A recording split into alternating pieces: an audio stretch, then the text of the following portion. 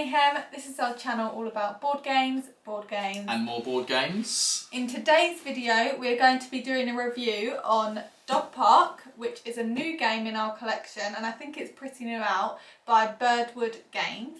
Yeah. This is our own copy, so we weren't given this copy or anything, so this is an honest review. And yeah, so should we start with likes or dislikes? Likes. So the good news. First of all, the artwork and the theme is dogs. Lots of dogs. It's beautiful, sort of like painted artwork. Yeah. There's literally like so many dogs. 4 million dogs. So many dog cards. You get like 4 million dogs in the box. Yeah. There's so many dogs. The stack of card is like this, which is amazing. The artwork's really beautiful. Each dog is set into its own breed, which is really cool. Yeah. We do have the deluxe edition, and the components are stunning in this. Even the game trays are little dog bones. You get little wooden. There's toys. There's sticks. There's little balls. There's loads of other stuff. Bones. You get really like your little dog walker and then he's walking a dog, which is awesome. Really cool. Even your player board, you get like a kennel and a walking board. Yeah. Really, really nice. It's beautifully laid out and done. Yeah. And the gameplay is it's very similar to Parks. Yeah, if you've played Parks or what's one we played the other day? Tokaido. Tokaido, yeah. It's very similar to that, but it just has a bit more than that. So much more that we actually got rid of Parks because if you like Parks, you'll like this because it's to us it's Parks but better. But a little bit more. There's more to it. It's dogs. It's dogs. Yeah. I like dogs more than Parks. And there's more to it, so it's got more replayability and stuff like that. Yeah, basically, so you start off, there's two phases to the game. There's like a bidding phase where you lay out 3 or 4 dogs, and you're each, in secret, you bid how much of your victory points you want to bid on these dogs. And then you each collect a dog, and you do that twice, so you have 2 dogs. Your next phase is you're basically paying the resources to walk these dogs. Which is where the similarities to Park comes in. Yeah, so once you're doing the walking, you sort of got a set amount of things on the board that change every single round. You lay a weather card out, just like Parks, and you get different resources on each on different things. And you basically can move up to 4 spaces. You have to collect your resources, as you land. So if you move 3, you might land on a tennis ball, you get to collect a tennis ball. And you're just doing that, and obviously the first person to finish gets a reward for finishing first, but obviously then they get less time on the board, and it's sort of just balancing that. You're collecting resources because when you bid on a card, in order to walk that dog that's in your kennel, you need to pay a certain resources. So you bid using your victory points in order to win the card, and then once you've got the card in, you then need to collect the resources in order to walk more dogs in the future. That dog and future dogs. Yeah, and because after each dog you walk, you get 2 victory points at the end of the round. Any dogs in your kennel that weren't walked, you lose victory points. And you know this by you get a little collar. So every time you walk a dog, you get a little collar.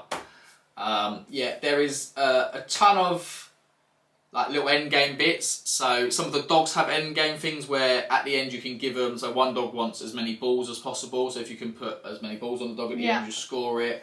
Also, every time you play the game, each dog breed you set out. You get these cards and you lay them out, and on the chart they're laid out in different positions, and they're from 8 victory points to 2.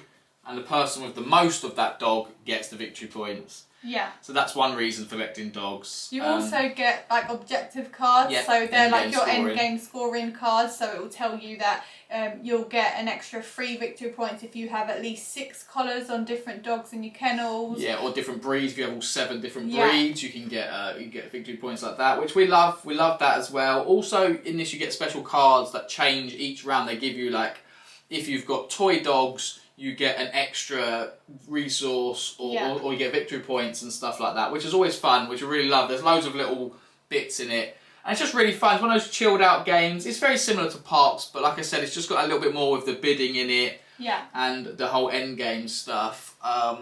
We really like this. The other thing we really like about this is player count. We've played this at 2, 3 and 4 and it plays well at all. Well. Yeah. At 2 player you get at 1 and 2 player you get like a little dice, and a 3rd player like a an automated like the player. Computer system. Yeah, the computer player. And you basically just roll this dice. You tell it that tells you what dog is going to bid on how much, and then you roll the dice when you're doing the walking phase, and that'll tell you how much they want to move it. And it's as simple as that. It works really like fluidly and easily. Because when you're on the walking phase, you can go on the same space as someone else, you have to pay a victory point in order to go on that space. So when you're playing this with a 2-player, or if you're playing it as a 1-player, that then just restricts your movement. Yeah, just sort of gets in the way a little bit. So it's not so easy to get ahead and get everything.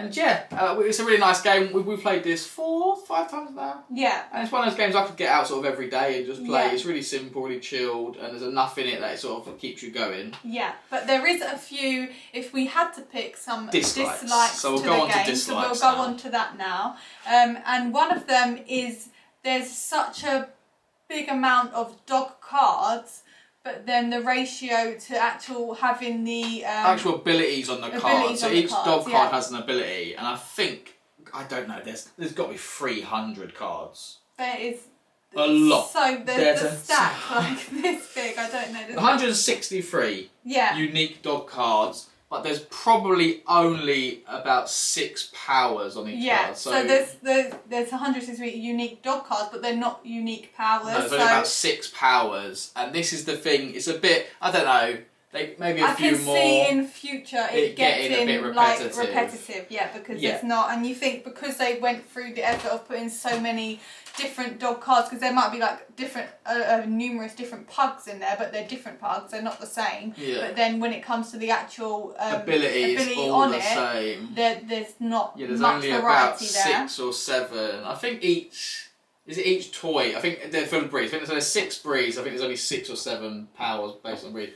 Which is a little bit annoying. Yeah. Because there's so many cards, and you thought, oh, it's going to be awesome, but even after game 2, I was sort of like, okay, I know pretty much every dog power now. And I found that as well with the other objective cards at the end game. We've played it 4 or 5 times, and I've already had duplicate in There isn't. I don't know how many there is, but there isn't many objective cards. And like you said, it's already getting repetitive after 4 or 5 plays. Yeah. Doesn't put me off the game. No, I still enjoy the game. Play it, but I do think it'll get to a point where it'll get to a point where I sort of know all the cards. So when you're playing and them objective cards, the aim of the game is to keep them hidden so that the other player doesn't know what you're working towards. Well, I'll get to a point soon after playing it 4 or 5 times that I know all the cards, so I'd know roughly. Well, that's what you're going to be working towards at the end of the game. That is the only issue with it. Like I said, it doesn't pass off the game. I still love the game. Yeah. But that is my only downfall. And them 2 things spread onto my other dislike is that in general, there's not enough other cards. Because even the weather cards, the objective cards, the different, the bird, like the cloud cards at the top that give you different things for each round. Yeah. There's not many. There's only a couple of each. And it's like, to have 163 dog cards and then have like 12 cards across the rest of it. Yeah. It's it's the only thing. I do think this is it's quite a new game out. I think it's a new company as well. Yeah, I think it's only one person or 2 people. They might bring out some expansions with extra cards, which would be great. Yes.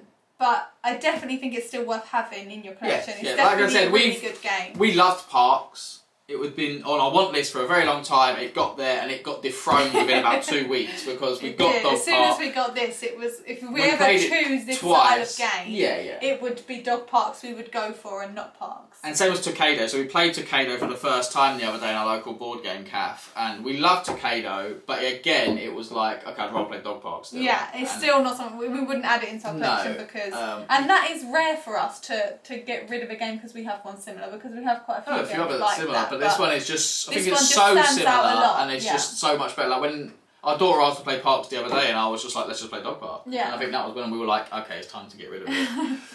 But overall, I would, I love the game. The theme, the artwork is beautiful. Yeah. It's a lightweight game. We taught our 7-year-old daughter, like, don't expect any sort of massive thing. It's just a nice, chilled game. Beautiful. Yeah. If you're a dog lover, you'll just love looking at the artwork. I just love looking at the artwork. Yeah. And it is a really fun game. The lack of cards is what it is. Like, they might bring out more, and it's not something that turns me on. I'll keep it in our collection, and it'll be something that we get out, like, when we want something a bit more chilled, or sort of a warm-up game. But yeah, I love it. It's a really good game. I definitely recommend it. Definitely 100%. recommend, yeah.